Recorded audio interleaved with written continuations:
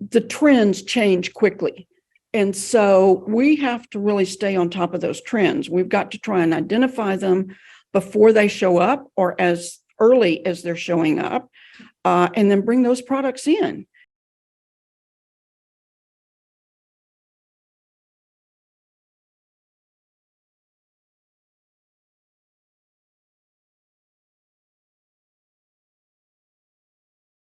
Hello, everyone. Our guest today is Sheila Brooks from Craft Shoppe, which started as an internet business in 2000, the year 2000, before e-commerce was around, and that's when she started her business. 3 years later, Sheila opened their brick and mortar location, now in Stafford, Texas, when the business outgrew her house and storage facility. As a trained pastry chef, Sheila started the business to import cake, baking, and decorating products from an English company who approached her with the opportunity because of her pastry experience. Over the past few years, Sheila has focused on diversifying the business by opening a classroom next door where they teach cake, decorating, and baking to all skill levels, along with their growing academy program for teenagers. So it sounds like you just opened a school program, an academy program for teenagers. It's relatively new in the last year or two. You have some students coming out of it right now. And what I'm seeing here is you believe this is one of your biggest business successes in the last few years. So you want to tell us a little bit about that? Yeah, our academy started 2 years ago, and we designed it to be a 4-year program.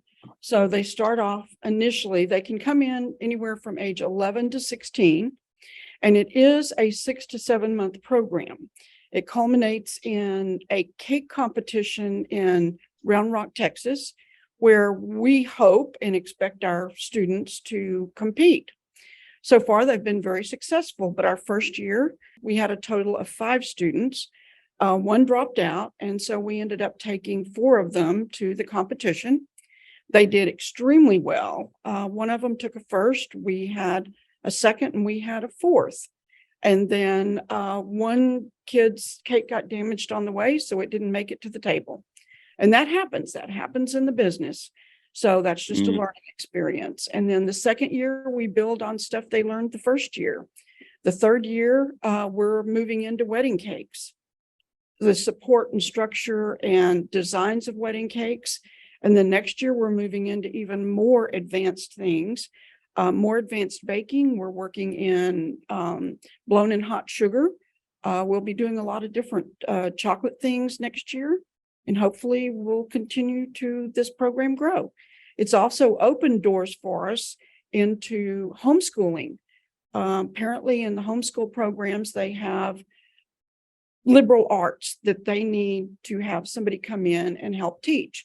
And so we have, starting at the end of August this year, we'll have a 16-week program with one of the homeschools that are near us.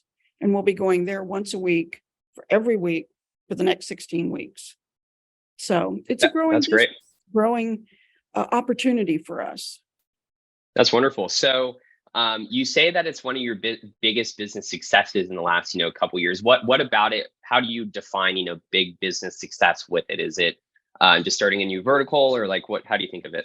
Well, we think of it in a couple of different ways. Number one, it is starting a new vertical. But one of the things that we have noticed in this particular industry is that everybody who is in it is getting old, myself included.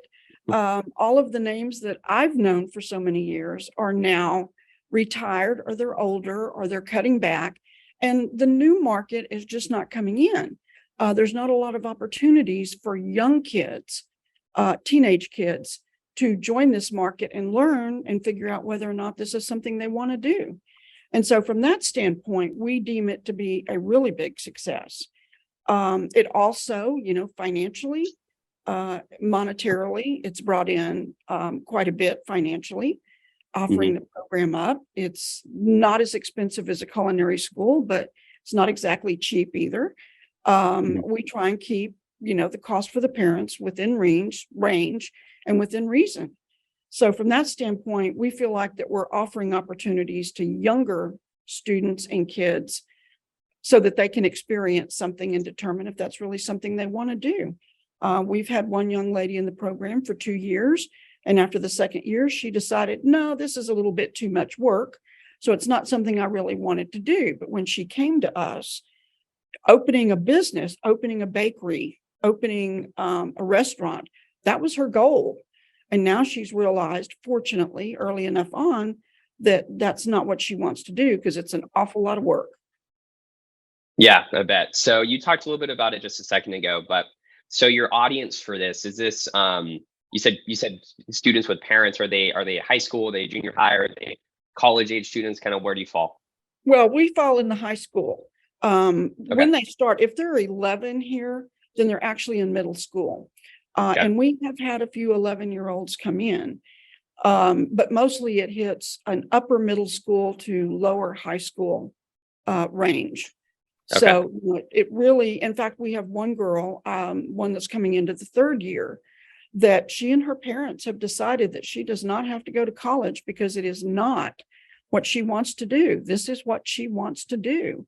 And she is extremely good at it at a very young age. She just turned 14 Oh and she's wow. in a third year program, and she is phenomenal, absolutely phenomenal. Her skills will rival most adults at this point who have been professionals in the business for a while. So she's Wow. very That's focused, and that is encouraging to us. That gives us the feeling that yes, we have actually done something, and we've offered a very young person an opportunity to really learn without it being on a much higher scale. yeah, absolutely. So where do you go from here? Is there like a certification process in your industry for this type of thing, accreditation at some level? Well, we're Where going does to it be go? looking at that, Okay. hopefully as the program grows. I'm not sure with the number of students that we've got right now that we would qualify for an accreditation program, but it is something that we're looking at and wanting to do at some point. We want to be accredited. We want them to get the certifications that will allow them to enter the industry or go into the industry in an internship with some of the better known bakeries around. Well, that's great. Love to hear that. We'll keep us in the loop on how that progresses. Um, so I would love to know, like, maybe beyond this program, or maybe it is this program, and just your historical line of business. How do you think about differentiating yourself and your business from, any sort of competition that you might see in your market? Well, competition in this business is a big thing, and not just locally, but all the way across the US. And it's a hard thing. We differentiate ourselves. Our biggest selling point when we're in competition with somebody else is service. And even though we hire people that don't have experience in this particular business or don't necessarily know about baking and pastry and that sort of thing, um, we try and hire those that can learn fast. We teach fast. We welcome questions. We want our customers to be greeted when they walk in the door, but not just with, "Hi, how are you? Welcome to Craft Shop." We Mm, want just to welcome them with enthusiasm, ask them if they need help. What can we help you with today? Do you just want to look around? If you just want to look around, then we're here. Ask us any question you need to. If they don't know the answer to the question, myself or my partner will always be available. Either mhm. run next door, pick up the walkie-talkie and call us, or if we happen to not be here, they can always reach one of us by phone. But most of the time, one of us is here. So what sets us really apart is our service. Got it. So then you made a comment a second ago. So you said something along the lines of like hiring maybe less experienced people to start, but then you also have a high service standard for them. I know our audience, and we think about it here at our company too. But how do you, through like an interview process, what do you think about when you're like looking at candidates and maybe hiring someone that doesn't have as much experience, but like what you ask them? How do you snuff out that type of person that you want? A lot of it's personality. If we have a young lady now that has been with us about 6 or 7 months, and she knew very little about the baking and pastry business. She is now one of our top people. I mean, she's very dependable, but it's personality. Now, she's very quiet, but she takes everything in. And this is Mm, her very first job ever. She's never worked before. She is 18 and she's doing a marvelous job. Her mom taught her responsibility. Her mom taught her work ethics. And so we look for a lot of it is personality, not necessarily knowledge, but willingness to learn. And those are some of the kind of questions that we ask them. We judge the personality as we're going through it. Some of them are a lot more open. Some of them are a little bit more reserved. But if you see that desire to learn, that's what we're really looking for, is a personality and a desire to learn. That's And great. that sets them apart. Yeah. Have you come up with one killer interview question over your years of interviewing people? Is there any secret line that you have? Well, we tend to ask them, if somebody comes in mad or they're upset about something, how would you handle it? And we may throw out a certain scenario. Okay, they got a product, chocolate, for instance. Okay, it bloomed. Now, chocolate will get an outside white cover to it.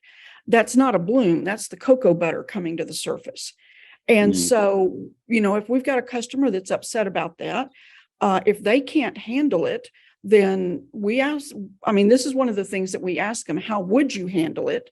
And if you couldn't handle it, what would you do?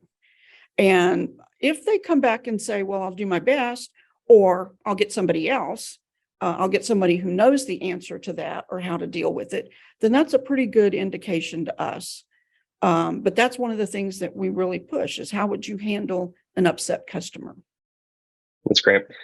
So I know I was taking a look at your website. You guys have a ton of products, a ton of SKUs. How do you think about product assortment, and does that change based on your sales channel, either online or in person or location? But just product assortment, how do you think about that, and what do you do? That's kind of a hard one, because in our particular business, the trends change quickly. And so we have to really stay on top of those trends. We've got to try and identify them before they show up or as early as they're showing up, and then bring those products in. There's a lot of things that we would like to have that we can't necessarily, we don't necessarily have the room for, or we don't necessarily have the finances to purchase because they may be expensive. And so this new Shopify collection that has just opened up, we are seriously looking at that. And then we'll be going forward with that. And that would allow us, without having that financial investment, to be able to offer some of those products to our customers without us having to have the space to store it or the finances to buy in the maximum quantities to get the cost, where we could afford to mark it up at what would give us a profit. And so this is looking really interesting to us. So we're always watching for things like that. We do a lot of online advertising. I know you said Thrive probably wouldn't come up, but one of the things that I've really been liking about the new Thrive is the Google integration in there, being able to put in some of those things that will draw more people to our website, to our store, physically and via website, internet. And so, between the two of those, the new Shopify and the advertising that we do on Facebook, for our business, physically printed advertising is not working. Okay. There's not, if you're in doing wedding cakes and you want to hit that bridal market, you've got to be in those magazines. For us, there's not really a big enough draw for that kind of advertising. And we just have to try and stay on top of everything that's going on and try and bring in the products that people want, find different ways to sell. We do a lot of events. That is a good way to get our name out there in other areas. We've been invited into several conferences that are going to be going on locally by both colleges and school districts for us to do presentations on, like, how to start a new business, the challenges of doing a new business, all sorts of things like that. And we're always open to that, because the more we get our name out there, the better our sales, both in store and locally, are going to be. Yeah. Okay. So you talked about it a second ago. I want to go back to it, but Shopify collections. It sounds like you said that this is a thing you're looking at right now, that you're pretty serious about. So what is it? Pretend like I don't know what it is. Someone listening might want to know what the heck you're talking about and take a look at it for themselves. Well, we got an email, I don't know, a week or so ago, from Shopify, as we do with a lot of different companies, Thrive being one of them as well. We get emails from them. But when this one came through, I forwarded it over to my business partner because she does most of our marketing stuff for us. And we started looking at it yesterday and what it will allow if you opt in, both on the retailer side or on the seller side. It will allow us to offer things like KitchenAid mixers that are sold by somebody else.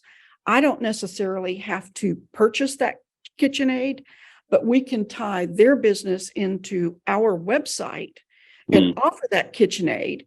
It'll be shipped from that seller, but we'll get a portion of that profit. Of course, there'll be shipping charges and things like that involved. But the margins on it for us not having to purchase it and stock it are looking really good because the margins anywhere from 20 to 40%, depending on the product or the company. And it'll allow us to offer so much more that we've wanted to, that we haven't been able to. Fondant molds, stencils, all that kind of stuff that we don't have the room, number one. I could have 3 times the store space that we have and still not be able to stock everything that I would like to. So this is opening a channel for us that will allow us to offer more items and still make a profit without the financial investment. Got it. Is there a reason, or maybe you have done a little bit of this, and I'm not aware, but drop shipping? Have you ever thought about doing drop shipping with your business to help with that, or no? We have thought about it, but most of our suppliers don't want to do drop ships. Okay. I have one that has told me that she will drop ship for us, but most of them, they want you to purchase the product and hold it in store. A lot of the people that we deal with are big corporations that only sell wholesale. So they don't want to enter that retail market. And that's something that as a business grows, you've got to look at that because the bigger the quantities that you can purchase, the lower your cost is going to be. And it's all about cost and profit when you're in retail. Yeah, absolutely. Okay, well, let's get wrapping up here. I have 4 quick response questions to close things out, and then we'll be on our way. Sound good, Sheila? Sounds good. All right. So the first one here is, what is your fastest growing sales or marketing channel? We have not done a lot of advertising on Google, but that'll be our next thing that comes up. But Google brings more people to our website than anything else out there. MailChimp, which is tied into Shopify, we have 3,000 subscribers. We'd love more, and they are growing day by day. Shopify itself only has about 1,500 subscribers. So we are looking at all kinds of channels to try and increase that. But Google right now is the biggest one bringing people to our website. Got it. Number 2, what is your favorite resource? It could be like a blog, YouTube channel, anything like that, to either grow your own skills or to grow your business. Pinterest. Pinterest. Okay. Pinterest. Yes, because everybody out there, and there's a lot of people out there that really don't know what they're doing, but you can that's where the new trends are going to be. That's where you're going to see the things that start coming up. A few years ago, cocoa bombs were the thing. You couldn't keep enough stock in to supply for cocoa bombs. The next year, they're not big. So, and that's something that we saw on Pinterest, that's where we picked up that this was becoming one of the big trends. So Pinterest is a big one. Interesting. So you're using that as, it sounds like it's like a consumer more or less for you guys to understand where the trends, as opposed to you as a business, like advertising on Pinterest. Exactly.